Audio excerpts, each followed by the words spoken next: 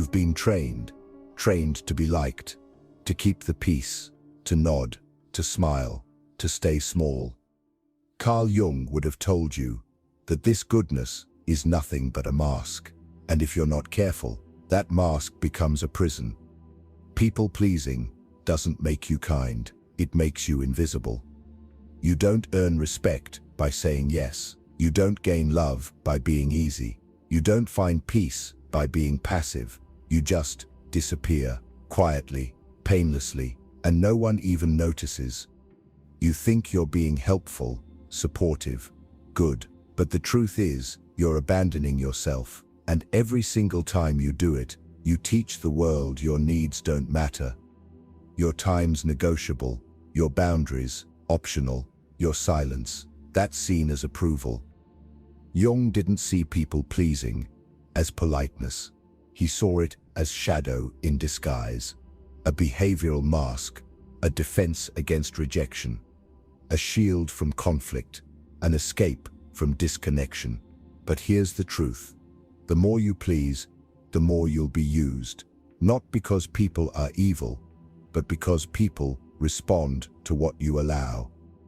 And if you never show them the part of you that wants to say no, the part that wants to disagree, to walk away, to be left the hell alone, you'll become a shell, a shape, twisted to fit everyone else's comfort.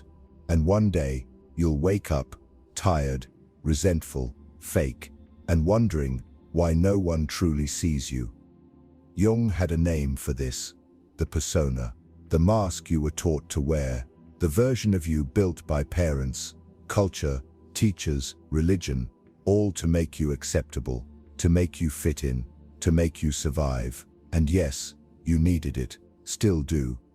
You can't walk through life saying everything you think. You need some mask, for roles, for order, for peace. But here's the danger Jung warned about. The moment you believe your mask is you, you lose your soul. You're not here to be agreeable. You're not here to shrink for comfort. You're here to be real, to write your own story, not beg for a role in someone else's. But you can't do that if your first instinct is to make everyone else comfortable. And that's the tragedy. What people pleasers never realize until it's too late. Every time you avoid saying no, you say yes. The cost of being liked is higher than you think. You believe the price of speaking your mind is conflict, but the real cost is resentment. You think saying no is selfish, but the real selfishness, it's staying silent while secretly resenting everyone for not reading your mind.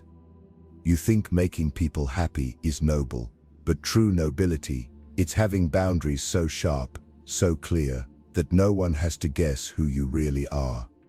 Jung understood, repression breeds distortion, and when you bury your anger, your instincts, your truth, you don't become kinder, you become bitter, you become passive-aggressive, disconnected, because deep down, you know you're not being honest, you're performing, you're curating, you're managing the room instead of speaking from your gut, and sooner or later, your body will scream what your mouth won't, tired, worn out, numb, afraid to disappoint.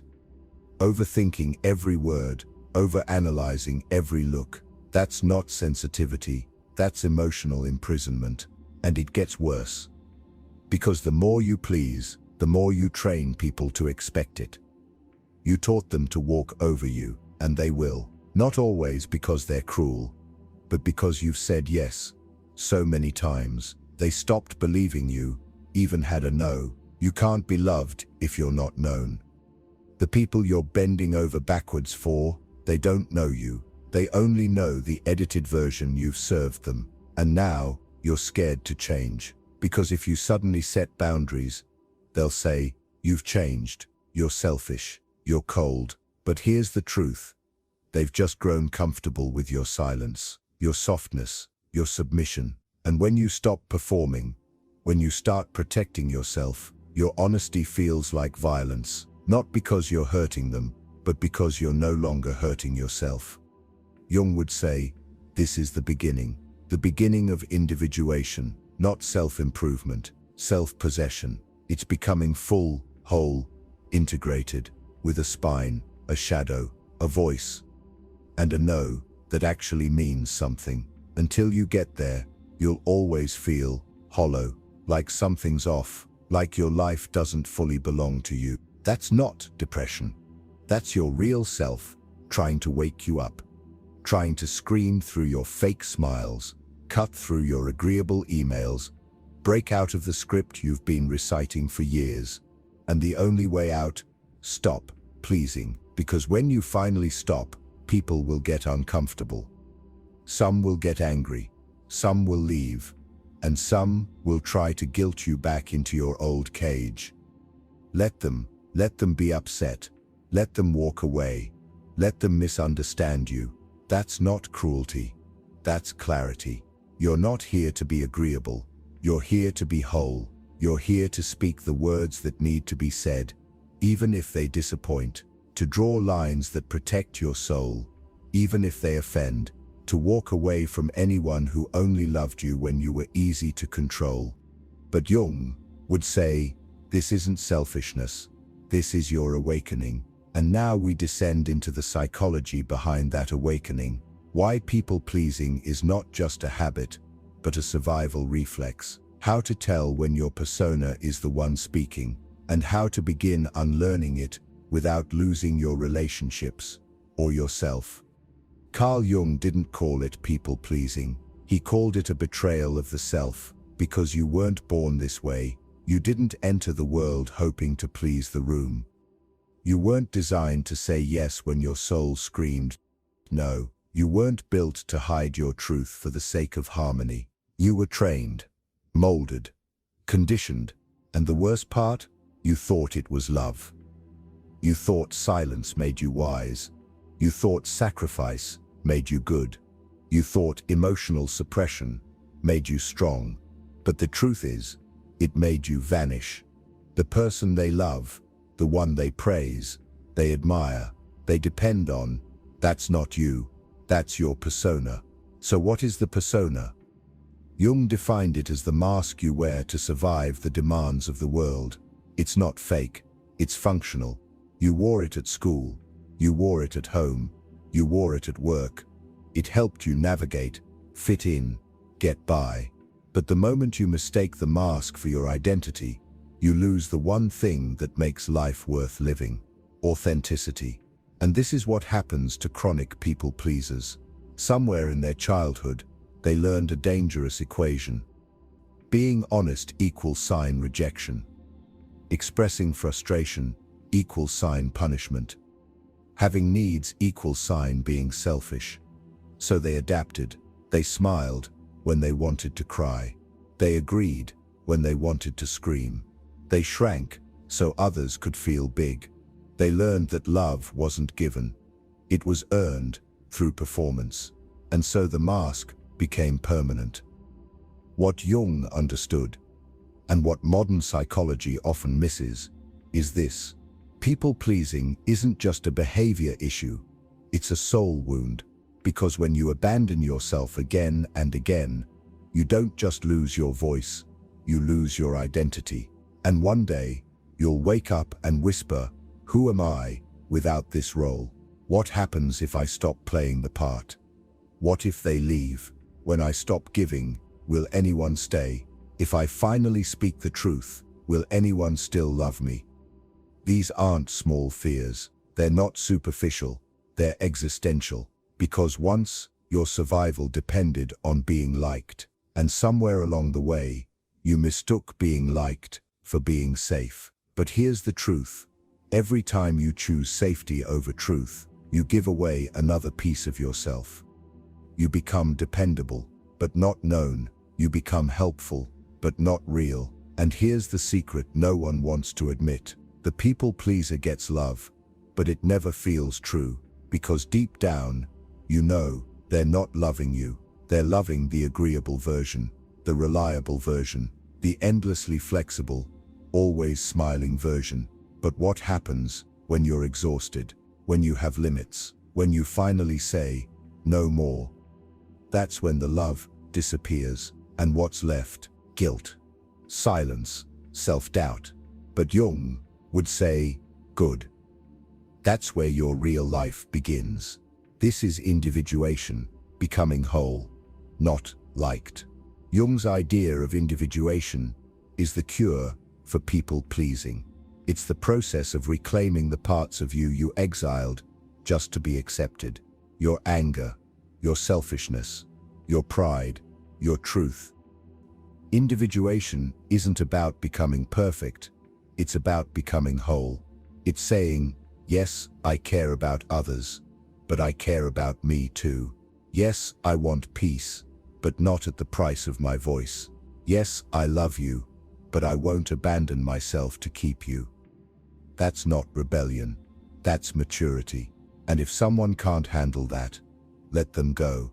Because Jung believed the self doesn't emerge through approval, it emerges through conflict, through confrontation, through disappointing those who only loved your compliance, through risking rejection to become real. And here's the twist: when you stop people-pleasing, you don't lose relationships, you lose the imbalanced ones. You lose the people who thrived on your silence, who fed off your self-abandonment, and you make room for people who see you, who love you, who can stand beside you without needing to control you. So how do you know if your persona's running the show? Jung said, the persona becomes dangerous when it gets too rigid, when you're always the strong one, the calm one, the understanding one, the agreeable one. Then it's no longer a tool, it's a cage. And you'll know you're trapped when you feel drained after socializing, when you overthink every word, when you're terrified of letting anyone down, when every yes is born of fear, not desire, when you feel invisible, even in the closest of relationships. These are not small problems. They are warnings. Your identity is cracking under the pressure of performance, and the longer you pretend, the more you vanish, not because you're weak, but because the mask has become too convincing. So convincing, you don't even know where it ends and where you begin. But here's the good news: the moment you see this, you're free to change. You don't need permission, you don't need applause, you don't need them to understand, you just need courage. The courage to pause before you say yes. The courage to let people feel disappointed. The courage to walk away from approval and walk toward truth. Carl Jung didn't want you to be rude. He didn't want coldness. He wanted alignment. He wanted you so rooted in truth that no one could ever manipulate you again. So now we go deeper. How do you stop feeling guilty for protecting your peace? How do you rebuild identity outside the nice role? How do you become someone who's respected, not just tolerated, all without turning bitter, without becoming fake? Because by now, something inside you has shifted. You've seen it. How much of your life has been a performance? How your identity was built on keeping others comfortable? How many times you said yes, while your entire body whispered no? And now, maybe for the first time, you're asking, who am I when I stop pleasing? That's not a surface question. It's not about manners, it's about foundation. Because when you stop pleasing, you don't just lose comfort, you lose your former self. And what rises in its place? Not cruelty, not apathy, but something real. Someone who doesn't need to be liked to feel peace. Someone who doesn't need approval to feel worthy. Someone who can say no without guilt and yes without fear. That is individuation, not spiritual fluff, not moral perfection, but raw, uncomfortable, liberating truth, becoming identity. So how do you become that person? Step by step. 1. Recognize the guilt loop for what it truly is. When you first stop pleasing people, you'll feel guilt. You'll feel it in your gut, in your throat, in the silence that follows. You'll feel like you're being harsh, like you're letting everyone down, like you're doing something wrong.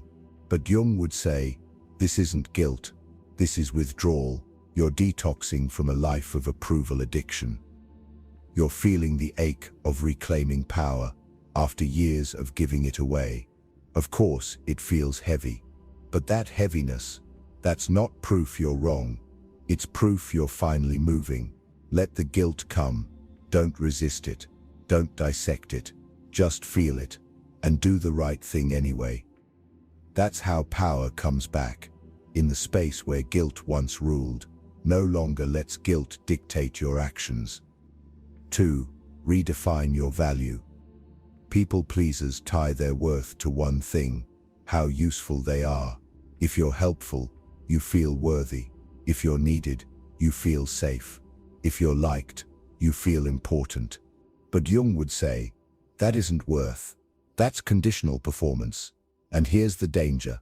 The moment you stop being useful, you feel replaceable. So the work is simple, but far from easy. You must redefine what makes you valuable. Not your utility, not your sacrifice, not your compliance, your truth, your presence, your boundaries, your ability to be fully yourself, even when it disappoints people. That's where your real value lives. Not in what you do for others, but in what you no longer do against yourself. 3. Learn to disappoint without apology. Make this your next milestone. You can disappoint people and still be good, still be kind, still be worthy. You can say no without over-explaining, without softening it, without apologizing, just to make them feel better. Because every time you dilute your boundary to protect someone else's emotions, you reinforce the lie that your needs are dangerous. They're not, they're sacred. Carl Jung believed that integrating your shadow is what makes you whole, and your ability to be misunderstood without collapsing, that's shadow work. You're not here to manage how everyone feels about you. You're here to stand rooted in who you are, especially when people don't understand it. 4. Start small, stay unshakable. You don't need to announce your new identity. You don't need to prove anything. You don't need to argue with the ones who doubt your transformation. Just start small. Don't respond right away. Don't explain every no. Don't over-apologize for things that aren't wrong.